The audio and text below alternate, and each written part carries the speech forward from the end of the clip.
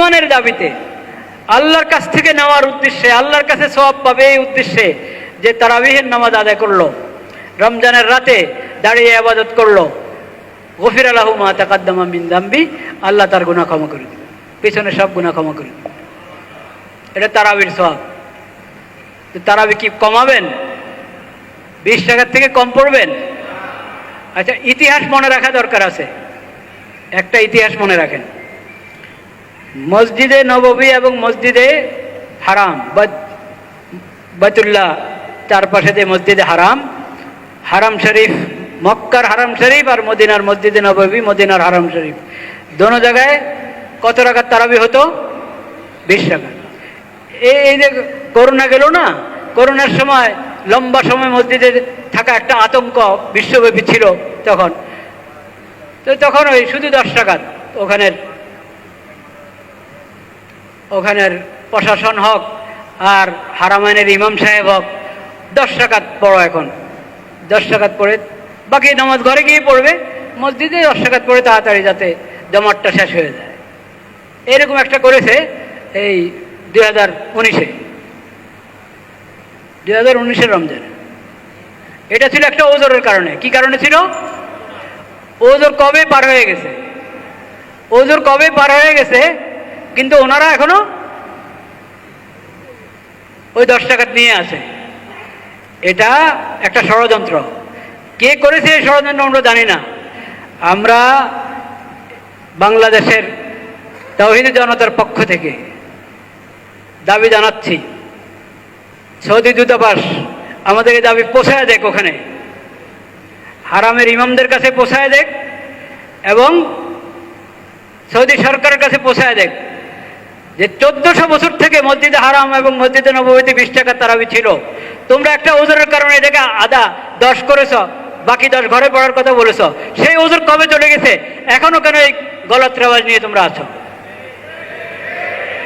1400 বছর থেকে 20 টাকা হয়েছে, সেই হালাত, সেই অবস্থা ফিরিয়ে আনো, এটা আমাদের দাবি।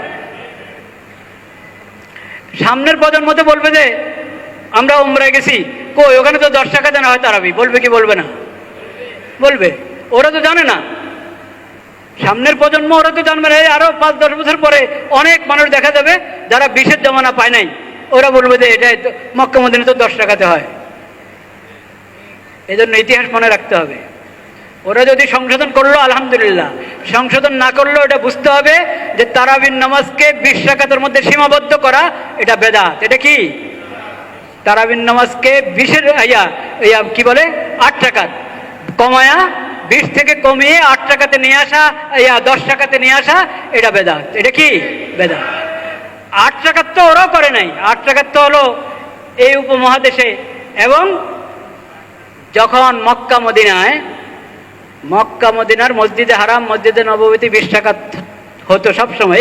এই 2-3 বছর আগে আর কি পরিবর্তন করলো সেটা আমি বললাম। 20 টাকা হতো। তখনও এই মসজিদে হারাম এবং মসজিদে নববীর যে সুন্নত ছিল এটার বিরুদ্ধাচরণ করে বিভিন্ন মসজিদে 8 টাকা হতো। যেমন এই দেশে বিভিন্ন মসজিদে হয়, গায়রে মুকাল্লাদ ভাইরা করেন না 8 টাকা। এটা ইসলামের প্রথম যুগের তরিকা না। এটা হলো পরবর্তীতে আবিষ্কার। কবে, কোন তারিখে, কখন, কোন জায়গায় আবিষ্কার হয়েছে এটা আমরা জানি, ওই ইতিহাসও আছে আমাদের কাছে। কিন্তু আল্লাহ তাআলা এই আবিষ্কার থেকে মসজিদে হারাম এবং মসজিদে নববীকে রক্ষা করেছেন। সেখানে সেই 20 টাকাতে হচ্ছিল, এখন 10 টাকাতে এই মাত্র করলো এরা। কিন্তু যে ওজোরে করেছে সেই ওজোর চলে যাওয়ার পরও এখনো এটা পরিবর্তন করে না, যেটা অন্যায়। এটা সংশোধনের জন্য আমরা দাবি জানাচ্ছি।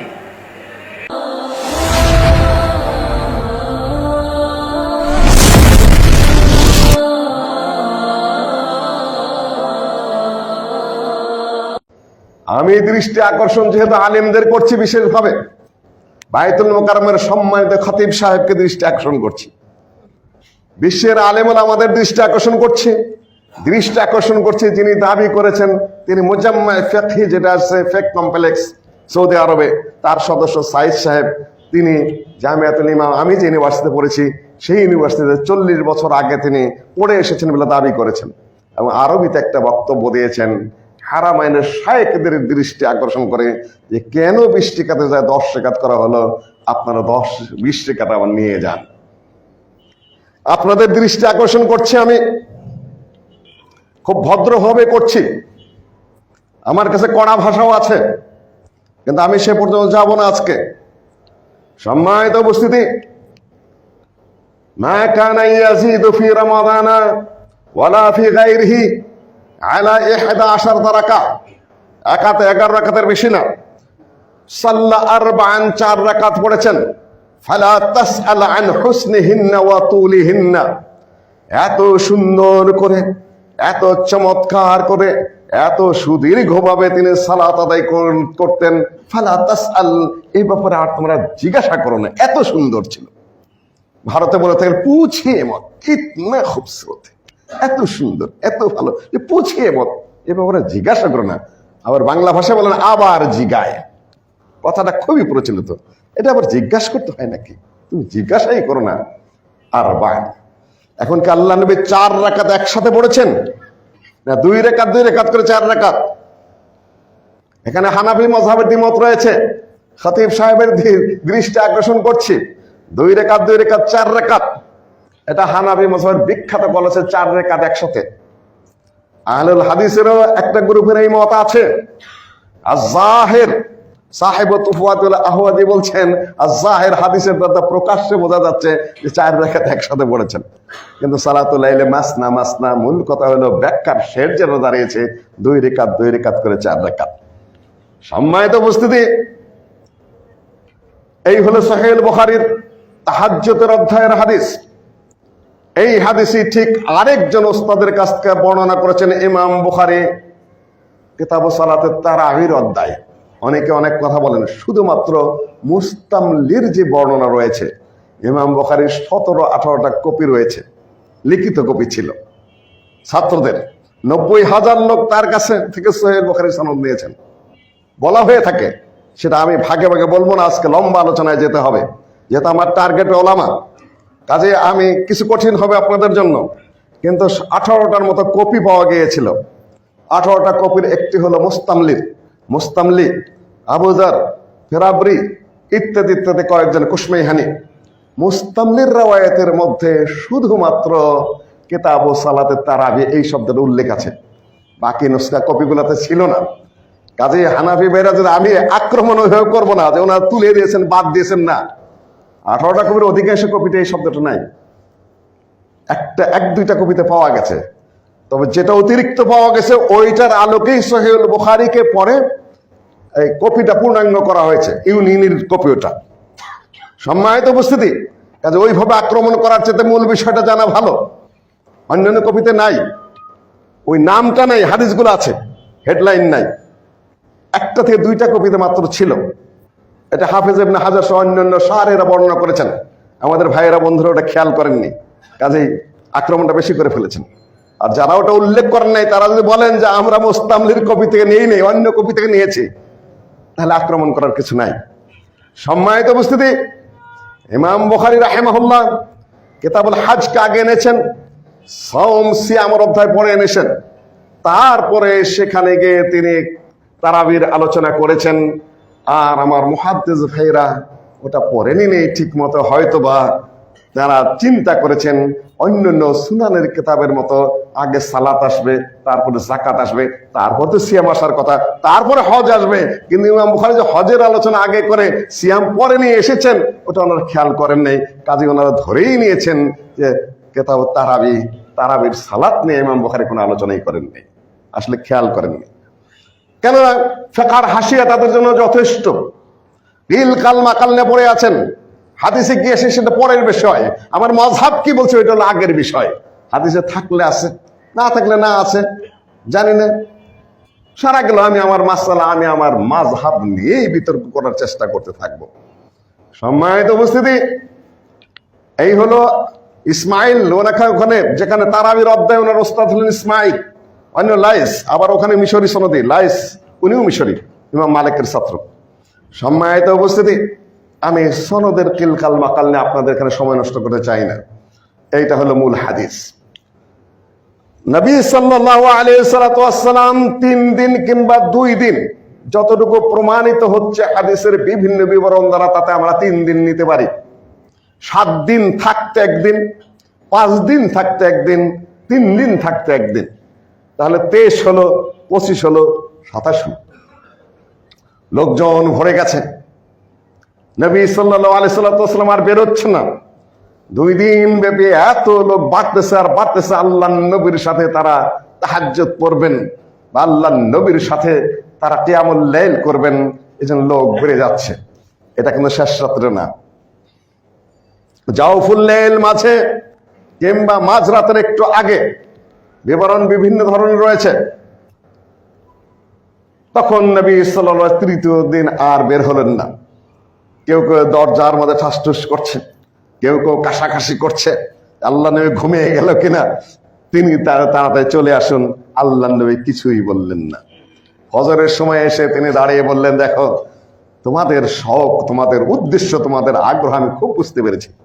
তোমরা কি করেছো তা আমি টেরও পেয়েছি, কিন্তু আমি বেরোইনি এই জন্য যে আমি ভয় করেছি, আমি আশঙ্কা করেছি তোমাদের উপর আবার আমার উপর যেরকম ফরজ, তোমাদের উপর আবার এটা ফরজ হয়ে যায় কিনা। এই হলো বিবরণ। ওয়াল আমরু আলা যালিক, ওয়াল আমরু আলা যালিক। ঠিক আল্লাহ নবীর যুগে ভাবেই ছিল, অর্থাৎ আল্লাহ নবী আর কোনো দিন মসজিদের মধ্যে জামাতে কোনো তারাবি তাহাজ্জুদ কিয়ামুল লাইল করেন নাই। ওয়াল আমরু কাযালিক, ঠিক এভাবেই ছিল। আবু বকর রাদিয়াল্লাহু তাআলা আনহুর 2 বছর কয়েক মাস যা কিছু রয়েছে, আবু বকর রাদিয়াল্লাহু তাআলা আনহুর যুগে মসজিদে কোনো তারাবির সালাত কিয়ামুল লাইল জামাত হয়নি। ওমর রাদিয়াল্লাহু তাআলা আনহু দেখলেন মসজিদের মধ্যে কিছু আওসা বিক্ষিপ্ত লোকজন দাঁড়িয়ে দাঁড়িয়ে পড়ছে। কেউ একা পড়ছে, কেউ দাঁড়িয়ে গেছে, তার পিছনে আবার 2-3 জন দাঁড়িয়ে গেছে, আবার ওই কোনায় আবার 2-3 জন দাঁড়িয়ে গেছে। এটাও কিন্তু সহিহ বুখারীর বিবরণ। তখন উনি বললেন, লাউ জামাআতুন নাস আলা ইমাম, আমি যদি লোকগুলোকে একটি ইমামের আওতায় একত্রিত করে দিতাম, এই বিক্ষিপ্ত জামাত একই মসজিদের মধ্যে, এটা তো ভালো দেখা যাচ্ছে না। নিষিদ্ধের কথা বলেন নাই, যেহেতু ওটা নফল। সম্মানিত উপস্থিতি, তিনি উবাই ইবনে কাব রাদিয়াল্লাহু তাআলা আনহু, কোরআনের সবচেয়ে বড় আলেম, বড় কারি। ইবনে মাসউদ রাদিয়াল্লাহু তাআলা আনহু যেহেতু সিনিয়র, তার মর্যাদা আলাদা। যায়েদ বিন সাবিত ওই তাবাকার। আর তামিম আদ-দারি, তাকেও নির্ধারণ করে দিলেন যে তোমরা ইমামত করবে, যেহেতু তোমরা কোরআনের হাফেজ, কোরআনের পরিপক্ক আলেম, তোমাদের উপর আস্থা বেশি আমার।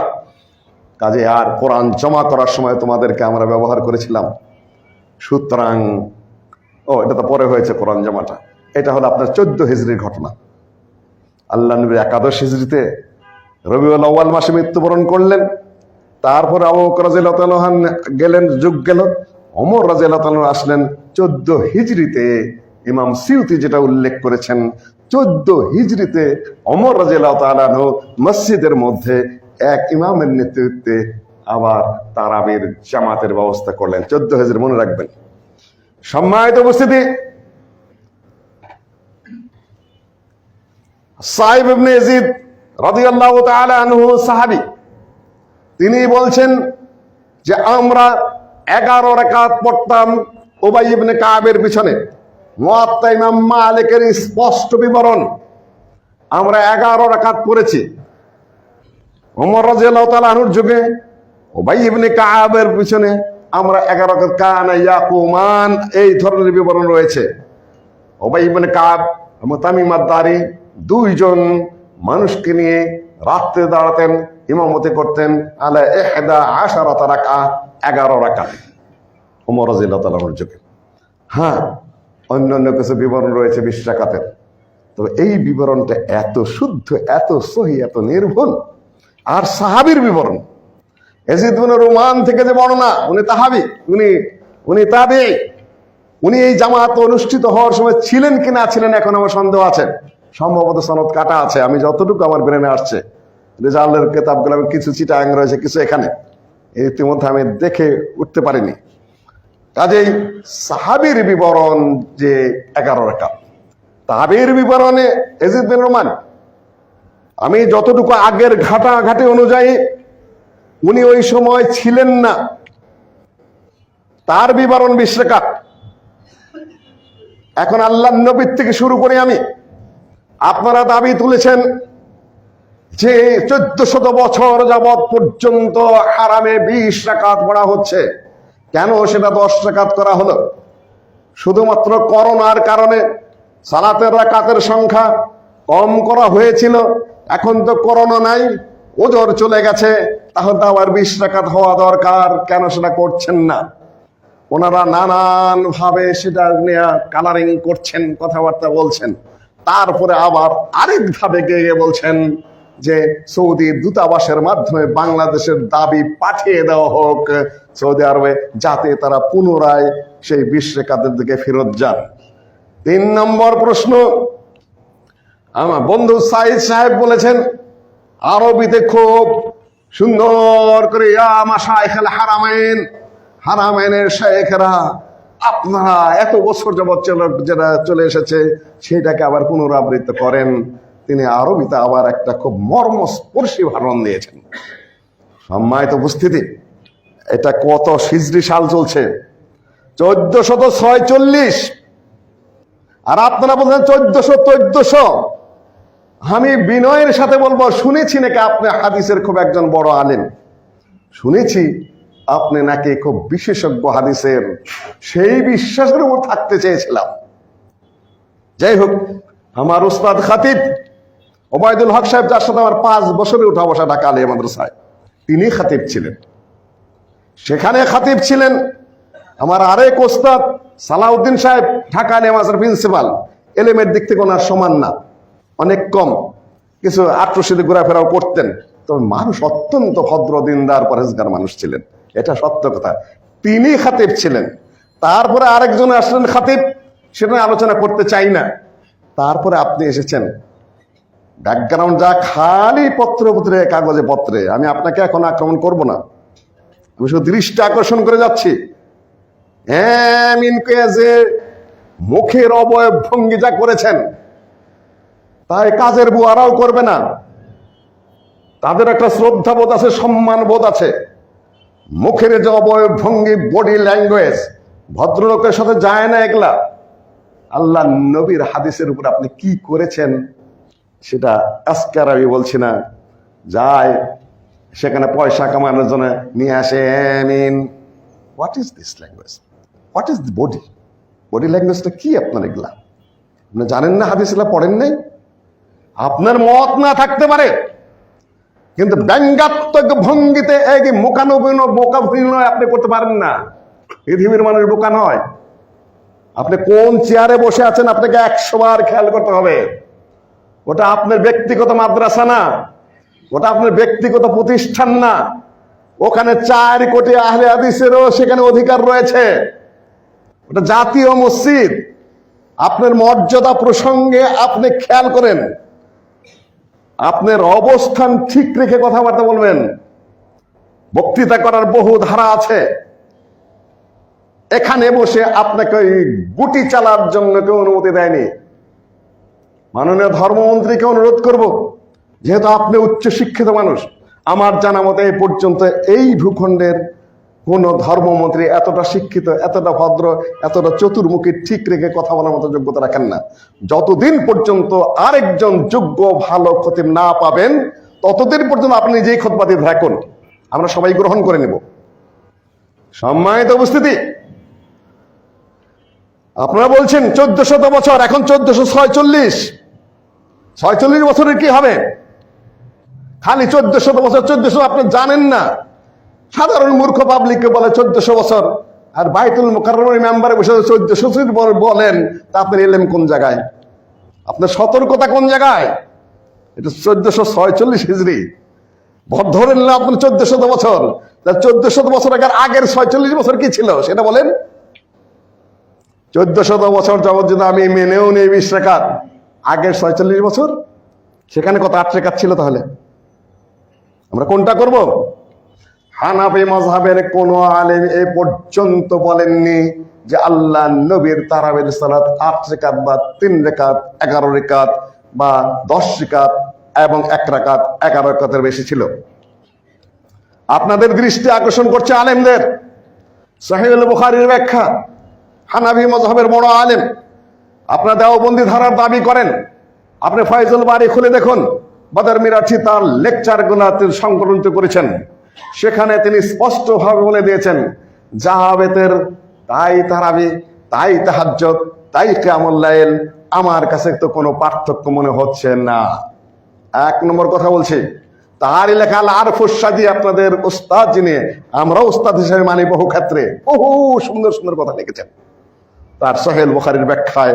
এবং লা মানাসা মিন তাসলিমে আন্না তারাবিহু কানা 8 রাকাত, কোন অবস্থাতেই আমাদের না মেনে উপায় নেই যে আল্লাহ নবীর তারাবির সালাত 8 রাকাতেই ছিল।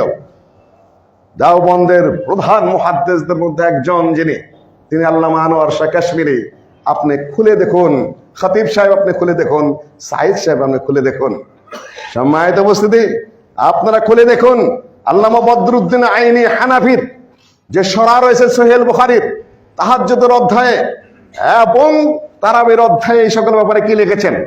এমনকি হেদায়ে খুলে দেখুন ওয়ায়ুস্তাহাব্বু, মুস্তাহাব বলা হয়েছে তারাবির সালাতকে। তারপরে আলা খুলে দেখুন, তিনিও বলেছেন কামাল ইবনুল হুমাম মুজতাহিদ পর্যায়ের আলেম হেদায়ের সরার মধ্যে যে 8 রাকাতই তারাবি, বাকি যাতে হলো অতিরিক্ত নফল সংযুক্ত করা হয়েছে। আপনি তো হানাফি মাযহাবের কিতাবও পড়েননি ঠিক মতো, সহিহুল বুখারীর ব্যাখ্যা গ্রন্থ আপনি খুলেননি, এমনকি বাদলুল মাজহুদ সাহারপুরীর সেটাও আপনি একটু ভালো করে খুলে দেখুন। আপনি বদরুদ্দিন আইনি তুমনাতুল কারি খোলেননি, আপনি আল আরফুস সাদি খোলেননি, আপনি হেদায়াও ঠিক মতো পড়েননি, হেদায়ের সরাও আপনি পড়েননি। আপনি পৃথিবীর বিখ্যাত মুহাদ্দিস বলে আপনার লোকজন দৈনিক মোবাইলে ছড়িয়ে বেড়াচ্ছে, এলেমের কোনো গন্ধ তো আমি দেখতে পাচ্ছি না। তবে আপনার মাদখালদার ব্যাপারে কিছু কথা বলছেন, আমি খোঁজ নিচ্ছি, খালি বলছেন আরব বিশ্বে পাঠ্য, সৌদি আরব পাঠ্য, মিশরে পাঠ্য। আমি খোঁজ নিচ্ছি সৌদি আরবে, আমি মিশরে খোঁজ নিচ্ছি, আপনার কেতাব আমার কাছে চলে আসতেছে। আপনি কি লিখেছেন আমি দেখবো, অবশ্যই দেখবো।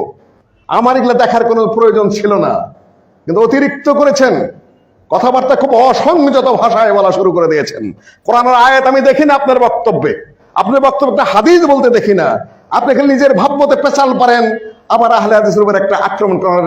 আহলে হাদিস তো বলতেই চান না, গায়ের মোকাল্লাদ, গায়ের মোকাল্লাদ। আরে গায়ের মোকাল্লাদ তো গ্রামের রিকশাওয়ালা বলে, এটা কোন আলেমের ভাষা নাকি? সম্মানিত উপস্থিতি, মোবাইলে কয়দিন কথা বললেই উপদেষ্টা হয়ে যায়, এটাও দেখতে পেয়েছি আমরা। কয়েকজন অকেজ মহিলা সেখানে উপদেষ্টা নিয়োগ দেওয়া হয়েছে, ওটাও আমরা দেখেছি। একজন হুজুরের পক্ষে কয়েকদিন একেবারে কথাবার্তা ছড়াইলেন, আর ওখানে বসায় দেওয়ার তারিফ করা শুরু করে দিলেন। আমাদের কি নাক চোখ কান নাই নাকি? সম্মানিত উপস্থিতি, 1400 বছর আপনি বলা শুরু করে দিয়েছেন। কখনোই নয়, আপনি ঠিক মতো সরাগুলা পড়েন নেই। যেমন 8 রাকাতের কথা আছে, আল্লাহ নবীর যুগে কোন হানাফি মুহাক্কিক আলেম বলেননি যে আল্লাহ নবীর যুগে 8 রাকাতের বেশি তারাবি ছিল। সৌদি আরবে 20 রাকাতে এক ইমাম পড়তেন না, 2 ইমাম 10-10, 20 পড়তেন, যাতে বিদেশ থেকে যারা আসবে তারা আরেকটা জামাত ধরতে পারে। এখন তারা যদি ফিরত যেয়ে থাকেন 10 রাকাতে, তাহলে সেটা অরিজিনাল জায়গায় ফেরত গেছেন, ওইটা হলো জায়েজের ফতোয়া, আর এটা হলো অরিজিনাল ফতোয়া। আপনাদের দৃষ্টি আকর্ষণ করছে খতিব সাহেব, সাইদ সাহেব, আপনি তো বলছেন কথাগুলো, আপনি ফতোয়া কি আসলে শেখ বিন বাজ রাহিমাহুল্লাহ মুফতির ফতোয়া খুলে দেখুন, আপনি খুঁজে দেখুন আল্লামা ওসামিনের ফতোয়া কি, আপনি খুঁজে দেখুন আল্লামা তোয়াইজিরির ফতোয়া কি। প্রত্যেকেই ফতোয়া দিয়েছেন 8 রাকাত, 3 রাকাত, 10 রাকাত, 1 রাকাত। সৌদি আরবের কোন ফতোয়ার মধ্যে 20 রাকাতের কথা নেই। আপনি তো বলছেন সৌদি আরবের আলেমদের দৃষ্টি আকর্ষণ করেন, সৌদি আরবের আলেম আপনি চিনেন? আপনি বসেছিলেন তাদের কাছে কোনোদিন? একটা ভুয়া কথা ছড়িয়ে দেওয়া হয়েছে, শেখ আব্দুল ফাত্তাহ আবু গোদ্দার সাথে আপনাদের দেখা হয়েছে। আমরা সৌদি আরবের ছাত্র, শেখ আব্দুল ফাত্তাহ আবু গোদ্দার নাম আমরা জানি না? সুনানের নাসাই তিনি ভূমিকা লিখেছেন। তারপরে আর রফাত তাকমিল ভারতের আলেমের, সেটার তিনি টিকা লিখেছেন। তিনি আরো বহু কিতাবের টিকা লিখেছেন। আপনি কি বাঙ্গালকে হাইকোর্ট দেখেন নাকি? তখন তিনি ঘরে পড়া রুগী, আপনি যখন সৌদি আরবে ছিলেন। তার কাছে কোনো ফায়দা নেওয়ার কোনো সম্ভাবনা আমি দেখি না। তারপরেও যদি আপনি দাবি করেন, আপনি ডকুমেন্ট শো করেন যে তার কাছে আপনি পড়তে পেরেছেন এবং তিনি সুস্থ ছিলেন এবং আপনার সাথে কথা বলার মতো অবস্থান তার ছিল, ছাপসা কথা ছড়িয়ে দিয়েছেন, সেটা নিয়েও আমার কোনো আপত্তি নেই। সেটা আপনারটা আপনি বুঝবেন আল্লাহর সাথে। কিন্তু কথা সংযত ভাষায় বলার অভ্যাস করেন, এত আদব আখলাক ছাড়া কথাবার্তা বলতে হয় না। সম্মানিত উপস্থিতি, আমি যা বলতে চাচ্ছি, আপনি কি সৌদি আরবের আলেমেরা তারাবির মাসালা জানে না নাকি? আমরা শেখ বিন বাজকে দেখেছি, তার বক্তব্য শুনেছি। আল্লামা ওসাইমিনের ডাইরেক্ট ছাত্র। আমি তোয়াইজের বই পুস্তক সহ আমাদের রয়েছে, সেখানকার ফতোয়া 11 রাকাতি। কিন্তু যেহেতু হারামাইনে তুর্কিরা প্রচলনটা ঘটিয়েছিল, কিংবা তারও আগে কোনো কোনো যুগে 20 রাকাত পড়া হয়েছে, এটা সত্য কথা, এটা প্রমাণিত হয়। আপনি পড়বেন কি না পড়বেন আপনার বিষয়, কিন্তু আপনি কি করে বলেন যে ওইটাই প্রতিষ্ঠিত করতে হবে? প্রতিষ্ঠিত করলে আল্লাহ নবী যেটা ইখতিয়ার করেছেন, আল্লামা আনোয়ার শাহ কাশ্মীরি বলেছেন যে আল্লাহ নবী যেটা করেছেন সেটা 8 রাকাতি। হানাফি মাযহাবের মুহাক্কিক আলেমগণ একমত, ইমাম মালিক 8 রাকাত গ্রহণ করেছেন। তিনি মদিনার মানুষ, মদিনা অবস্থান করেছেন। ইমাম মালিক কোনদিন জামাতে সালাত আদায় করেননি। তাই বলে আবার শেখ আব্দুর রাজ্জাক ভাই যেটা বলতে চাচ্ছেন ওটা ওইভাবে না, যে বিক্ষিপ্ত ভাবে যার খুশি যত রেখাত পড়বে পড়বে, ওটা না।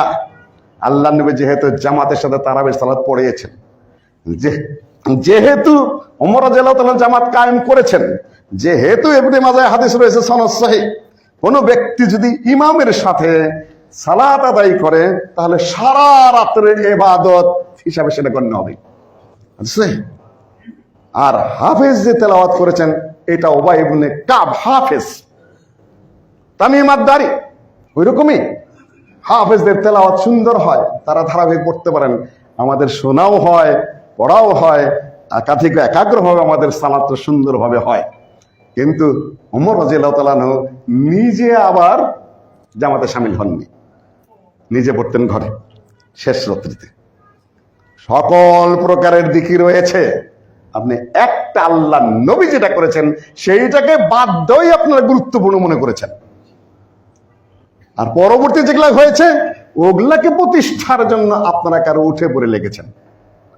আমি বলছি না যে আপনাদের কথার কোনো সূত্র নাই, আমি সেটা বলছি না। একতরফা একঘেয়ে কথা আহলে হাদিসরা বলে না, ওটা আপনাকে বুঝে নিতে হবে। আকুলি খলস্তাগফিরুল্লাহ লাকুম আজমাইন।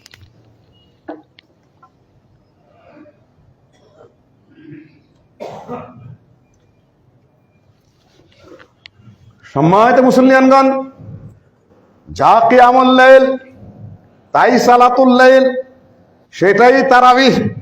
এটা হানাফি মাযহাবের অনেক মুহাক্কিক আলেমরা বলেছেন, তার মধ্যে আনোয়ার শাহ কাশ্মীরি অন্যতম। আহলে হাদিসরা তো আছেনই, এখন আবার কোথাও কোথাও আগ রাতের 8 রাকাত পরে শেষ রাতে আবার কিয়ামুল লাইল। ভাই, কাজটা সঠিক নয়। প্রচলন ছিল সৌদি আরবে, তারা একটা আর একটু অধিকতর শুদ্ধ পথে ফিরে এসেছেন। আমরা বলে এটাই ঠিক রাখেন, এটাই আল্লাহ নবীর কাজ। পরবর্তীগুলোকে আমরা বেদাত বেদাত বলে, যেহেতু তাবেঈদের যুগে পাওয়া যায় স্পষ্ট সনদে, কাজে বেদাত বেদাত বলে ওরকম কঠিন কথা উচ্চারণ করা আমার জন্য কঠিন রয়েছে, আমি বলছি না। তারা সালাতুল লাইলি মাসনা মাসনা, রাত্রে সালাত 2 রাকাত করে, ওগুলা যেটা আল্লামা কামাল ইবনুল হামাম হানাফি তিনি যেটা বলেছেন, ওইটা যদিও আনোয়ার শাহ কাশ্মীরি রাহিমাহুল্লাহ বলেছেন যে উনি ছাড়া এই কথা আর কেউ বলেননি ইতিপূর্বে, আমি মনে করি উনি যেটা বলেছেন সেটাই সঠিক বলেছেন। 8 রাকাতই হলো তারাবি, 2 রাকাত করে নফল হিসাবে তারা পরবর্তী যুক্ত করা হয়েছে। কেউ করতে চাইলে সেটা তার ব্যক্তিগত ব্যাপার। 2 বার পড়ার কোনো অবকাশ নাই। আপনি 4 রাকাত আগ্রাতে পড়েন, 4 রাকাত শেষ রাতে পড়েন। আবার এই যে ফতোয়াগুলো আপনি পড়েন নাই ঠিক মতো, হানাফি মাযহাবের বিশাল একটা অংশের মাসআলা হলো এই যে মসজিদে পড়ার চেয়ে ঘরে পড়া উত্তম। আপনি মাসআলাগুলো জেনে নেন ভালো করে। খতিব সাহেব, সাইদ ভাই, আপনি জেনে নেন ভালো করে মাসআলাগুলা, ভালো করে কিতাবগুলা খুলে একটু পড়ে নেন। গায়ের জোরে প্রচলন এইটা দিয়ে তো এটা গণভোটের ব্যাপার, এটা তো এলেমের ব্যাপার নয়। গণভোটে বললেন, প্রচার চালালেন, পয়সা দিলেন, বিড়ি দিলেন, তামুক দিলেন, হই হুল্লোড় লাগাই দিলেন, ভোটের বাক্স না হলে চুরি করে গায়ের জোরে আপনি নেতা হয়ে গেলেন, এটা কি এলেমের জায়গা? তো এটা তো গায়ের জোরের কথা না। আপনি এখানে গায়ের জোর চালাইতে চাইতেছেন, এটা গায়ের জোরের ব্যাপার নয়, এটা এলেমের ব্যাপার, এটা পড়াশোনার ব্যাপার, এটা ধীরে স্থির হয়ে বোঝার ব্যাপার। আপনারা এখন পর্যন্ত ঠিক মতো অন্যগুলো না পড়ে প্রচলিত কথা কি আছে ওইটাকেই প্রাধান্য দিয়ে মাঠ ঘাট কাঁপাতে চেষ্টা করেছেন। সম্মানিত উপস্থিতি, এইটুকু বলে আমি আমার দ্বিতীয় চ্যাপ্টারে চলে যাচ্ছি। চিঠি পাঠাবেন আপনারা। কি চিঠি পাঠাবেন? আলেমেরা জানেন না ওটা সৌদি আরবের, সৌদি সরকার জানেন না? আপনার চিঠি অনুযায়ী ওইটা পরিবর্তিত হবে। সে যে সে হাইয়াত কেবারেল ওলামা আছে না, বড় আলেমদের বোর্ড আছে, তার জন্য তার মধ্যে একজন আমাকে মাঝে মধ্যে ফোন করতেন, আমি বুঝতে পারিনি তোমাদের ভারতের আলেমে কি, তোমার থিসের মধ্যে এই পেয়েছি, তোমার অমুককে তমককে এই কি, মাঝে মাঝে জানতাম, আমি বুঝতে পারিনি উনি কে। বেশি কথা বলেন এই জন্য কয়েকবার ফোন দিচ্ছে, আমি আর ধরি নাই। একদিন দেখে একটা মেসেজ এসেছে, ইয়া মুসলেহ আনা অমক দপ্তুর অমক অমক উযবু হায়াতে কিবারিল উলামা আল ইলমু রাহিমুম বাইনাল উলামা।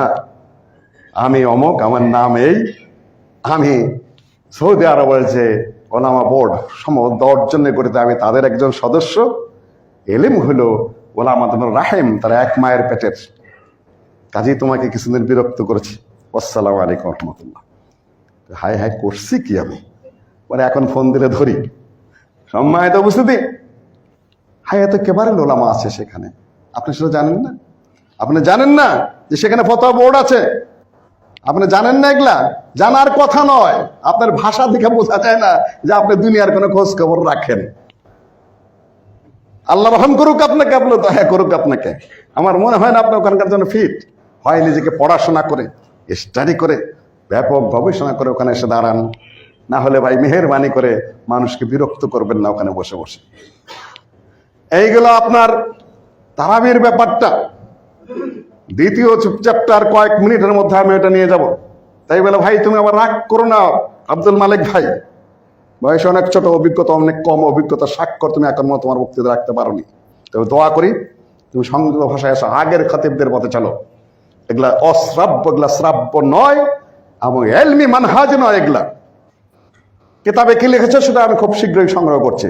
তবে তুমি যদি চুপ হয় আমি চুপ, তুমি তো ওই লাইনে যাও, আমি কিন্তু খোঁজখবর নিব। কোথায় পড়েছো, কি করেছো, কি বলো, তোমার ভাষা কি, তোমার বক্তব্য কি, আমি এখানে সময় দিতে চাইনি, যেহেতু আক্রমণ বেশি করছো তুমি। সম্মানিত উপস্থিতি, দ্বিতীয় নম্বর সিয়াম, যাকাত আর ডিপ্লোম্যাটিক সম্পর্ক খারাপ করার জন্য তুমি লেগে উঠে পড়ে লেগেছো। বাংলাদেশের সৌদি আরবের একটা সম্পর্ক রয়েছে, ধর্মীয় সম্পর্ক, অর্থনৈতিক সম্পর্ক। তুমি এই নিয়ে যদি বোকা পাবলিক খেপিয়ে দাও, তারপরে কি হবে? তারপর কি হবে? বুদ্ধি তো কোনো না কোনো দিক থেকে থাকতে হবে, তাই না?